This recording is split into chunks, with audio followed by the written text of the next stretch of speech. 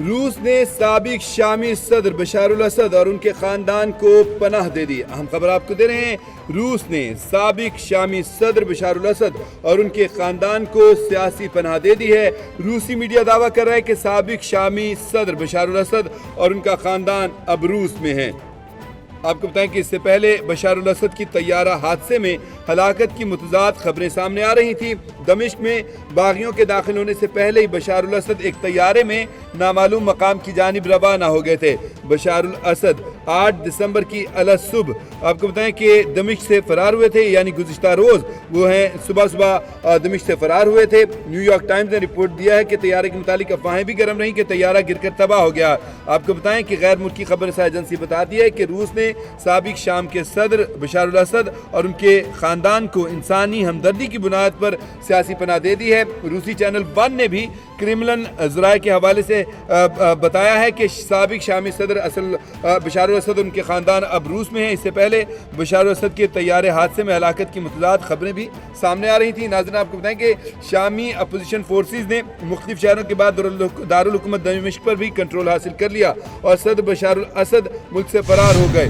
کشمیریوں کو فتح مل گئی، لاٹھی چارج اور گولی کی زبان میں بات کرنے والوں کو شکست۔ دمشق میں 2024 کا سب سے اہم ترین واقعہ، حامد میر نے بڑی خبر بریک کر دی۔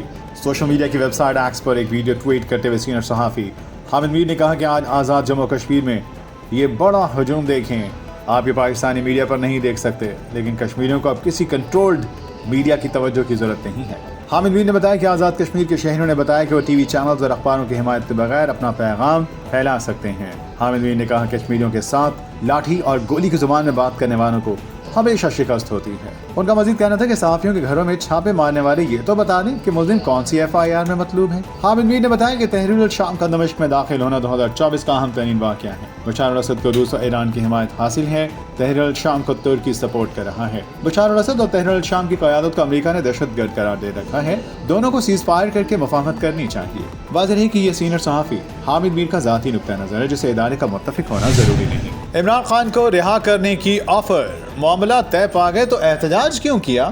منصور علی خان نے بڑی بریکنگ نیوز دے دی۔ اپنے ولاگ میں گفتگو کرتے سینئر اینکر پرسن منصور علی خان نے کہا کہ علیمہ خان نے میڈیا سے گفتگو کی اور کچھ حیران کن باتیں شیئر کی ہیں۔ انہوں نے کہا 24 نومبر کو جو احتجاج تھا، اس حوالے سے انہوں نے انکشاف کیا کہ حکومت بیرسٹر گوہر کو یہ پیشکش کی تھی کہ اگر آپ لوگ سنجانی بیٹھ جائیں تو عمران خان کو رہا کر دیا جائے گا۔ یہ پیشکش بہت بڑی تھی اور حکومت نے یہ پیشکش بیرسٹر گوہر کو کی کہ عمران خان کو 20 دن کے اندر رہا کر دیا جائے گا۔ علیمہ خان نے کہا کہ لوگ احتجاج کے لیے آنا شروع ہوئے تو حکومت نے خوفزدہ ہو کر بیرسٹر گوہر کو بلایا اور دباؤ میں آ کر بیرسٹر گوہر کو عمران خان سے ملاقات کے لیے جیل بھجوایا گیا۔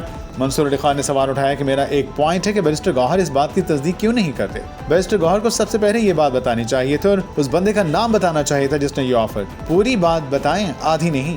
منصور علی خان نے بتایا کہ اس حوالے سے تو عمران خان کو آج 10 دن اوپر ہو چکے ہیں۔ مثال کے طور پر اگر اس آفر کو قبول کر دیا جاتا اور آپ لوگ سنجانی میں جا کر بیٹھ جاتے تو اب تک تو عمران خان رہا ہو چکے ہوتے۔ منصور علی خان نے سوال کیا کہ کیوں نہیں اس آفر کو قبول کیا گیا؟ اگر یہ پیشکش قبول کی جاتی تو کوئی خون خرابہ بھی نہ ہوتا اور سب کچھ پرانے طریقے سے حل ہو جاتا۔ تو سوال یہ ہے کہ یہ پیشکش قبول کیوں نہ کی گئی؟ واضح ہے کہ یہ سینئر اینکر پرسن منصور علی خان کا ذاتی نقطہ نظر ہے جسے ادارے کا متفق ہونا ضروری نہیں۔ 11 دن میں 50 سالہ اقتدار ختم، شام کیسے فتح ہوا؟ خطے میں نیا ملک بنے گا؟ حیران کن واقعات کیسے ہوئے؟ اسرائیل کا فائدہ یا نقصان؟ عالمی لڑائی؟ عمران ریاض نے عالمی منظرنامہ پیش کر دیا۔ اپنے ولاگ میں انہوں نے بتایا کہ یہ جو لڑائی تھی یہ 27 نومبر کو شروع ہوئی اور 8 دسمبر کو اس کا فیصلہ ہو گیا۔ ایسا کیسے ہو گیا؟ اتنا بڑا ملک، دنیا کی طاقتوں کا وہاں پر سٹیک ہے، امریکہ، رشیا، ایران، ترکیہ کے وہاں مفادات ہیں، پھر 50 سال اس خاندان نے وہاں حکومت بھی کی ہے، تو یہ کیسے ہو گیا کہ صرف 11 دن میں تختہ پلٹ گیا؟ بشار الاسد 24 سال تک شام کے حکمران رہے، اس سے پہلے کئی سال ان کے والد یہاں کے حکمران رہے۔ کہتے ہیں کہ اسد خاندان نے شام میں بہت زیادہ ظلم کیے، لوگوں کو جیلوں میں ڈالا، پھانسیاں دیں۔ بشار الاسد نے آواز اٹھانے والوں کو اتنا مارا کہ انہوں نے آواز کے بجائے ہتھیار اٹھا لیے۔ رشیا اور ایران کی سپورٹ ان کو ہمیشہ سے رہی ہے۔ عمران خان کے لیے خوشخبریوں کی امید، اگلا ہفتہ اہم عدالتی محاذ، بڑے مقدمات سماعت کے لیے مقرر۔ کیا کچھ ہونے جا رہا ہے؟ ارشاد بھٹی نے بڑی بریکنگ نیوز دے دی۔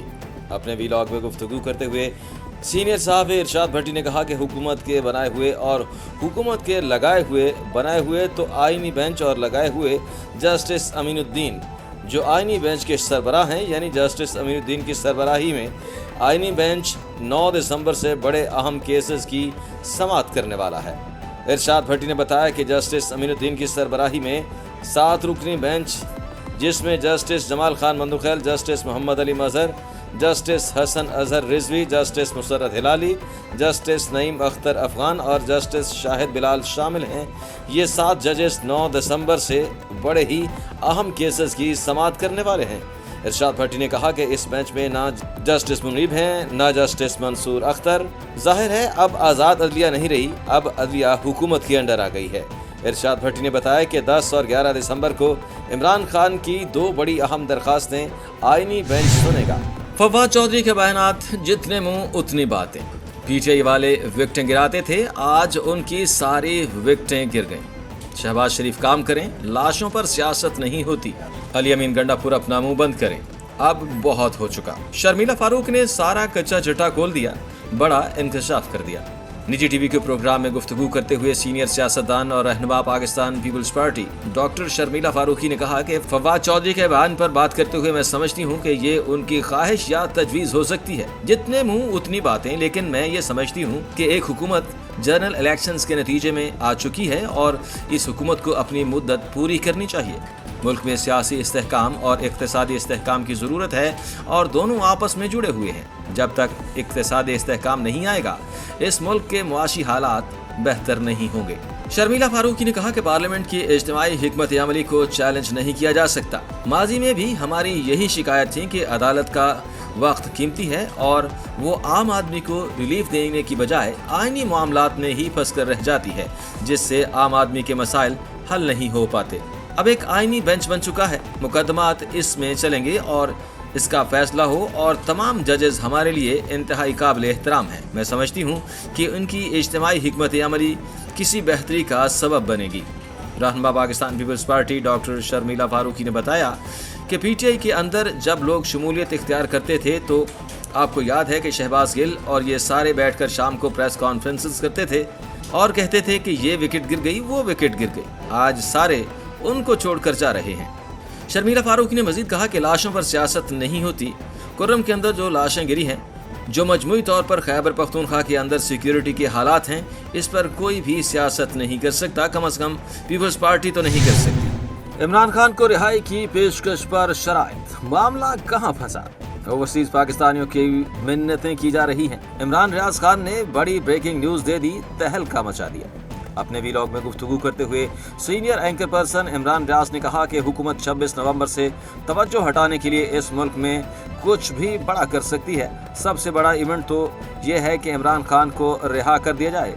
अगर इमरान खान को रिहा कर दिया जाता है तो ये पाकिस्तानियों के लिए बहुत बड़ी खबर होगी। इमरान रियाज खान ने बताया कि इमरान खान को एक डील की पेशकश की गई थी।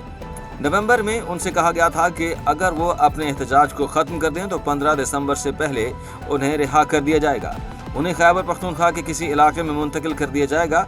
उन्हें 2-3 जगहों के ऑप्शंस भी दिए गए थे, जिनमें नथिया गली का ऑप्शन भी शामिल था। और ये ऑप्शन देते हुए उन्होंने सोचा कि इमरान खान वहाँ पर कंफर्टेबल रहते हैं और इस इलाके को पसंद करते हैं, तो उनको वहीं भेज दिया जाए। और फिर ये कहा गया कि बाकी चीज़ें वहाँ पर इमरान खान के साथ मिलकर बैठकर बात करके तय कर ली जाएंगी। और वहाँ पर इमरान खान के पास टेलीफोन भी होगा, वो बातचीत भी कर सकेंगे, राब्तों में भी रह सकेंगे, किसी किस्म की गिरफ्तारी नहीं होगी, तो आप बेफिक्र हो जाएं। इमरान खान को 15 दिसंबर से पहले वहाँ पर पहुँचा दिया जाएगा। इमरान रियाज खान ने कहा कि इमरान खान ने शर्त रखी कि कुछ लोगों को फौरी तौर पर रिहा करें और मुझे भी रिहा करें।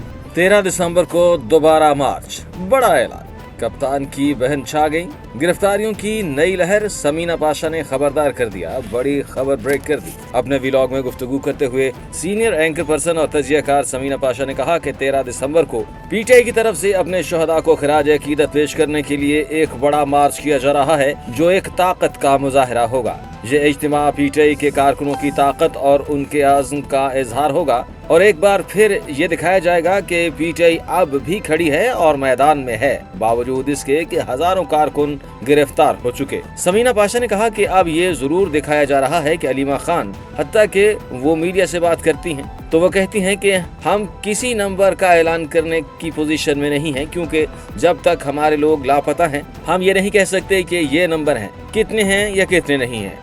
वो कहती हैं कि उन्होंने स्नाइपर्स को गोलियां मारते हुए देखा, वहाँ लोगों को गोलियों से जख्मी होते हुए और शहीद होते हुए भी देखा। वो वहाँ बैठकर तमाम चीजें उजागर कर रही हैं, लेकिन पीटीआई की तरफ से जो क़यादत है उनकी तरफ से ऐसा कोई इंतजाम नहीं किया गया कि सबको बैठाकर एक प्रेस ब्रीफिंग दे दी जाए। अंग्रेजी में दी जाती और इंटरनेशनल सतह पर लोगों को एंगेज किया जाता, लेकिन ऐसी कोई चीज उनकी तरफ से नहीं आई।